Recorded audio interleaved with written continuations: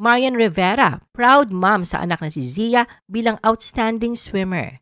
Napakaligaya at isang proud mom ni Marian Rivera na ipagmalaki ang anak na si Zia nang bigyan ito ng parangal bilang most exceptional swimmer sa isang swimming competition nito lang August 19, 2023. Sa kanyang Instagram post, buong pagmamalaking ibinahagi ni Marian ang larawan ni Zia na kuha mula sa Speedo Jumpstart Novice Swim Carnival.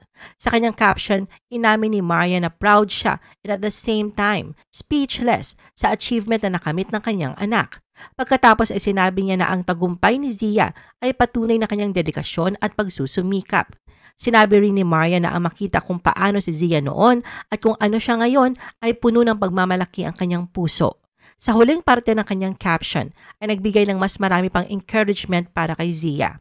Bukod sa prestihiyosong swimmer award, nasungkit din ni Zia ang 3 gintong medalya para sa pagkuha ng nangungunang pwesto sa 25-meter backstroke, 25-meter butterfly, at 25-meter freestyle swimming events sa loob ng 7-year-olds girls category. Matapos mag-post ni Marian sa tagumpay na nakamit ni Zia, ay napakaraming netizens na nagpahayag ng kanilang pagkasabik at paniniwala na mayroon siyang magandang kinabukasan sa pagiging kinatawan ng Pilipinas sa mga global at regional swimming competitions.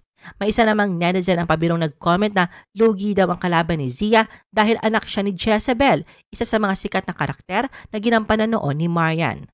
Samantala, ilang oras bago ang nasabing swimming competition ni Zia ay nag-post din sa Instagram si Ding Dong ng mga larawan ni Zia na siya mismo ang kumuha habang nagtitraining pa lamang ito ng swimming.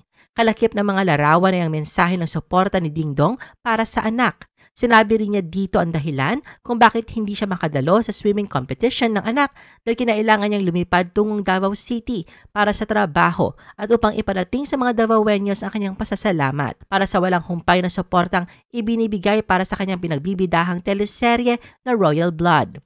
Panimulang mensahe ni Ding Dong sa anak niyang si Zia. Nakapansin-pansin ang progress nito mula noong una niyang pagsali sa kompetisyon at pinupuri rin niya ang buong team na nasa ilalim ng gabay ng mga coach ni Zia. Hiling din ni Ding Dong sa anak niyang si Zia na kung ano man ang kalalabasan na naturang kompetisyon ay parati nitong tatandaan na ipinagmamalaki niya ang dedikasyon, passion at enthusiasm nito. Nagpasalamat din si Ding Dong sa asawa niyang si Marian para sa kanyang patuloy na suporta at paggabay sa kanilang anak na si Zia. I-post ang inyong comments at reaction sa baba at huwag kalimutan na i-like at i-share ang video na ito. Gusto mo pa ba ng ibang showbiz videos? Panoorin ang aming iba pang top viewed videos.